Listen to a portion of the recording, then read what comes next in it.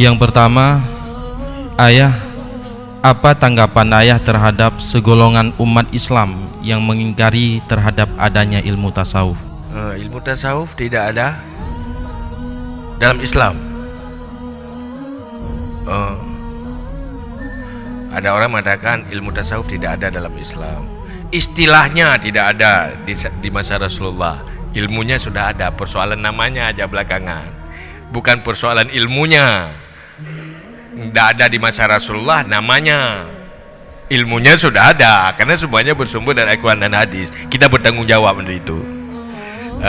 Kalau kita menelusuri ilmu tasawuf, pasti terlihat itu benar-benar ilmu Islam dan ilmu yang sangat bergerak menyangkut dengan persoalan kepribadian dan akhlak. Itu persoalan istiqamah, persoalan akhlak, seperti itu inti dari tasawuf. Enggak ada dalam Al-Quran itu yang seperti kita bahas tadi. Pastilah itu semuanya bersumber dari Al-Quran dan hadis.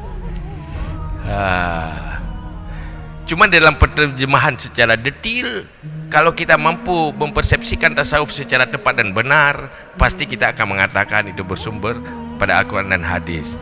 Cuman persoalannya karena kesalahan dalam persepsi aja, bukan kesalahan tasawuf itu, kesalahan orang melihatnya.